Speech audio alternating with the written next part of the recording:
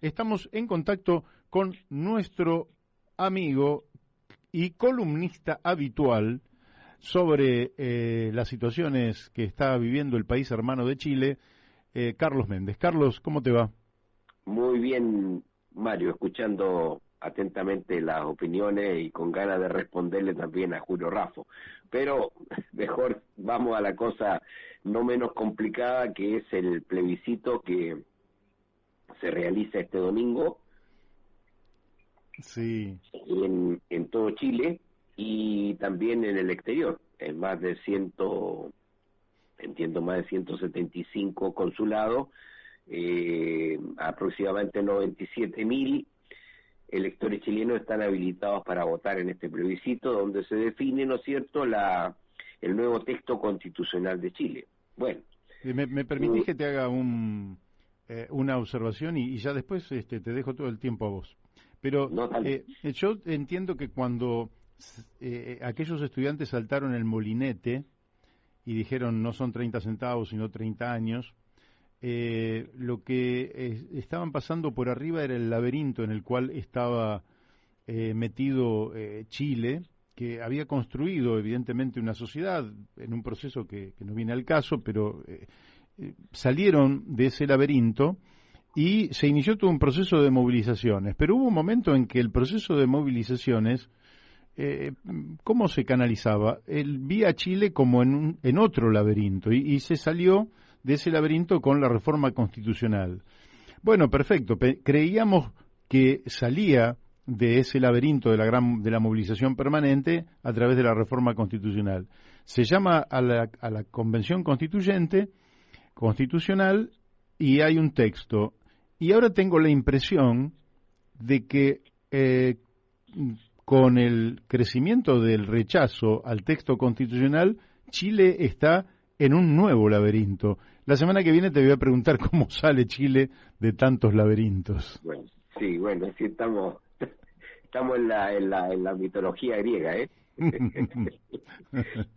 pero mira, ya que escuchándote atentamente, eso fue, digamos, comenzó el estallido el 18 de octubre del 2019. Uh-huh. Y la respuesta, la salida, digamos así, entre comillas, de ese conflicto se logró, digamos, a mediados del mes de noviembre, 2 meses después.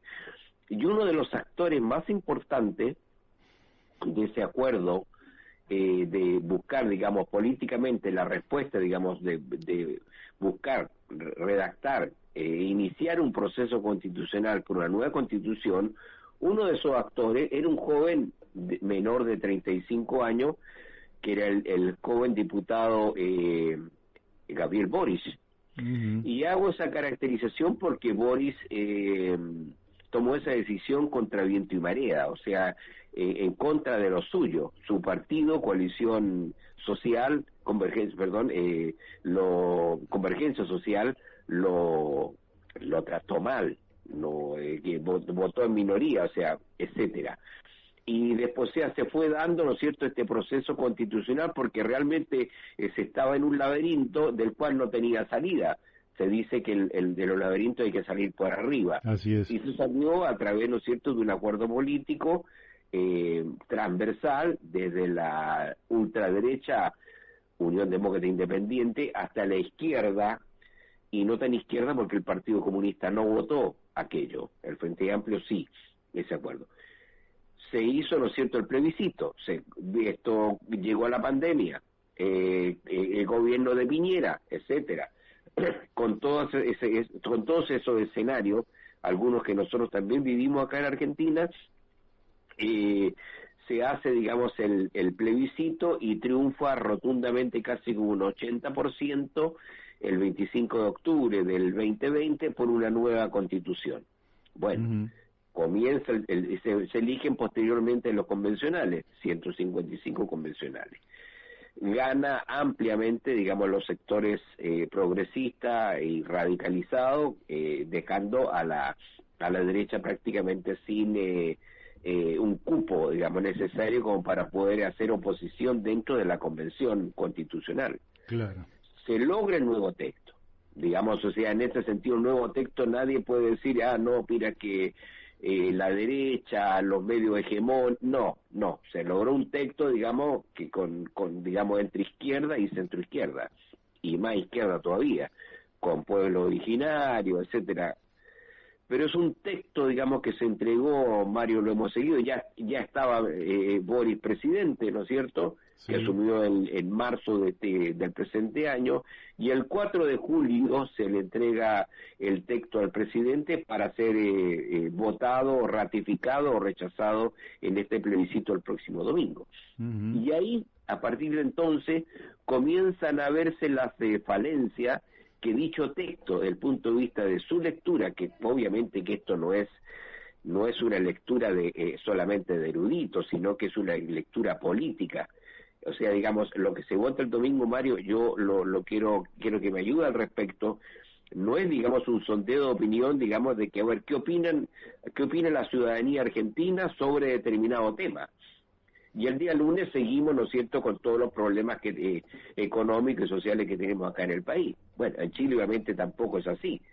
Se vota, digamos, el texto constitucional, pero hay un contexto económico, social y político que influye obviamente en el cambio de opinión de la gente. Digamos, hay, por decirte, digamos, en la semana recién pasada se han producido algunos hechos, como por ejemplo que van a influir en el resultado, pero anteriormente a ello hay escenarios reales donde está gobernando el presidente Boric y que tiene dificultades desde marzo a esta fecha, tiene dificultades. Pero también quiero aclarar una cosa: Boric ha ganado todas las elecciones en que ha participado durante el año 2021. Uh-huh. Le ganó en la primaria a Jadwe su postulación presidencial, a Jadwe del Partido Comunista.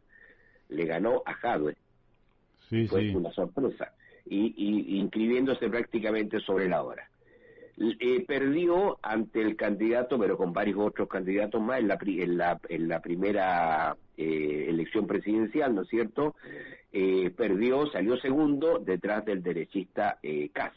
Pero en el plebiscito de diciembre lo aventaja ampliamente Boris al derechista. O sea, digamos, te podemos decir que tiene un itinerario de bastantes triunfos electorales, y ahora tiene que asumir esto. El plebiscito también es también una opinión política al presidente Boris.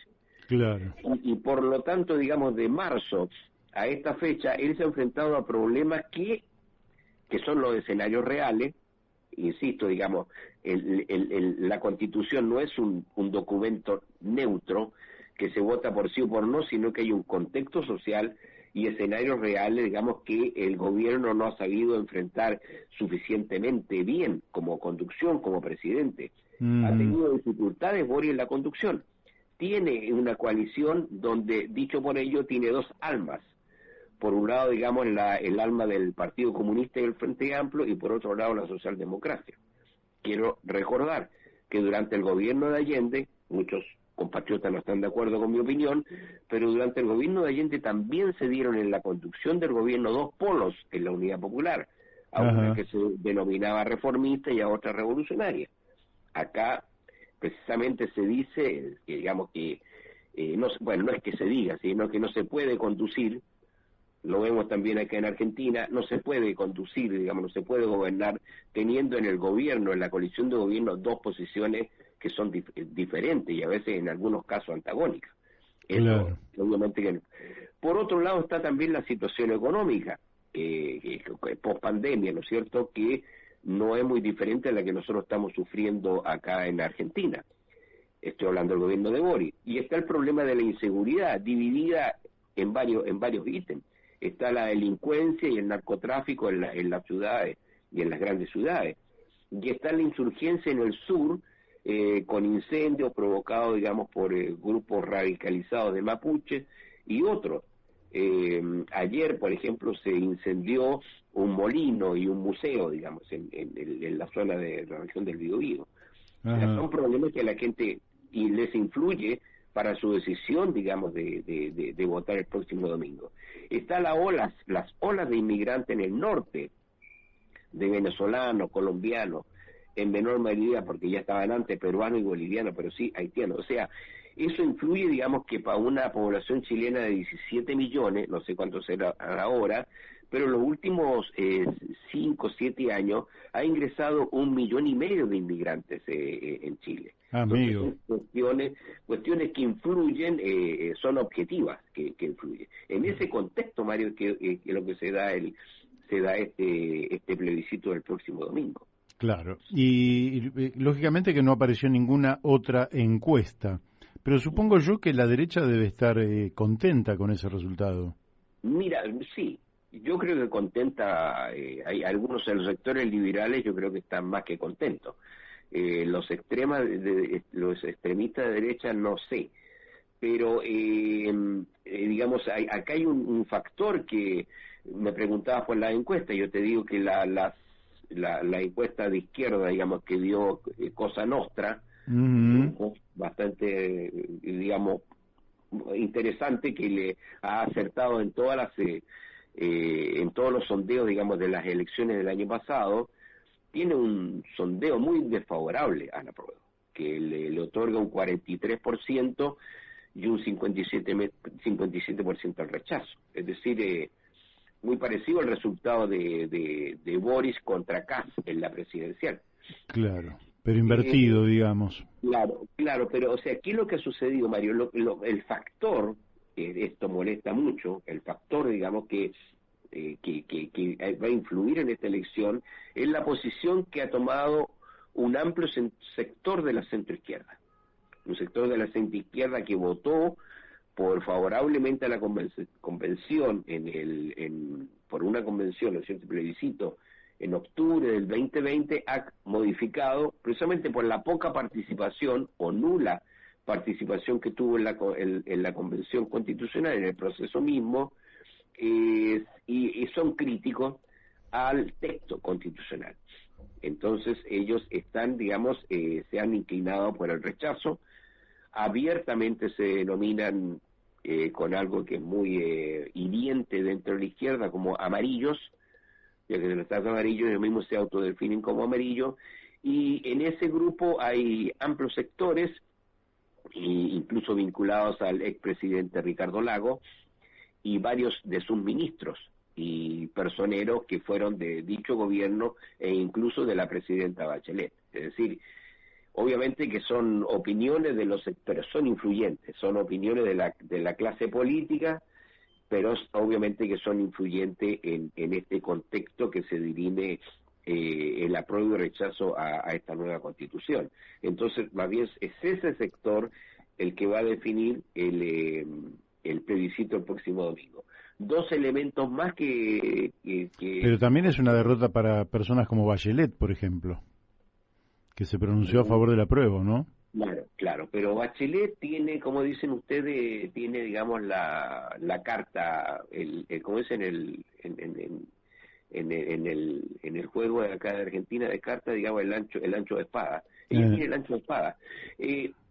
Bachelet va a votar en Ginebra el próximo domingo porque mañana es 30, ¿no es cierto? El 30 entrega su... No, hoy es 30. Hoy sí. Entrega el mandato de la comisionada de Derechos Humanos de Naciones Unidas. Y ella va a regresar a Chile la próxima semana, y yo creo, Mario, tal vez con eso cerrando, si que no queda mucho tiempo, va a ser determinante en sus opiniones hacia el gobierno y el presidente Boric. Yo creo que Bachelet va a ordenar a las coaliciones que tiene el prestigio para ello, se inclinó por el apruebo, hoy día, digamos, va a aparecer en la franja electoral del apruebo, en la propaganda, entonces tiene todos los elementos ella como para influir en el futuro. ¿En qué? En ajustar, ampliar una conducción centralizada del gobierno, definiendo su coalición de gobierno, en el cambio de gabinete que se aproxima, y en el proceso constitucional que gane el apruebo o gane el rechazo, se tiene que desarrollar los próximos meses para y aplicar la constitución que se vota el próximo domingo, Mario. Bien. Bueno, Carlos, muy clarito, la seguimos el martes de la semana que viene ya con los resultados puestos, es decir, Hoy lo que tenemos son impresiones, ideas, consultoras que han hecho encuestas, pero el número real lo vamos a saber recién el domingo, y el martes entonces te vamos a invitar a que nos hagas un análisis pormenorizado de los resultados de este plebiscito, de este referéndum, de esta consulta, que realmente es tan importante, porque la verdad es que para Chile no es que fue un día, es todo un proceso de varios años, pero uno puede decir que hay un antes y un después de ese 18 de octubre del 2019, y esperemos que ese día después nos dé una sociedad infinitamente mejor a la que había antes de aquel 18 de octubre del 2019. El voto es obligatorio, Mario, y ese voto obligatorio, la cantidad que va a votar, es lo que puede hacer la diferencia de lo que hemos hablado hasta este momento. Muy bien, te mandamos un fuerte abrazo. Otro para ti, Mario. Hasta luego. Chao. Bueno, hemos hablado con Carlos Méndez, ustedes lo han escuchado.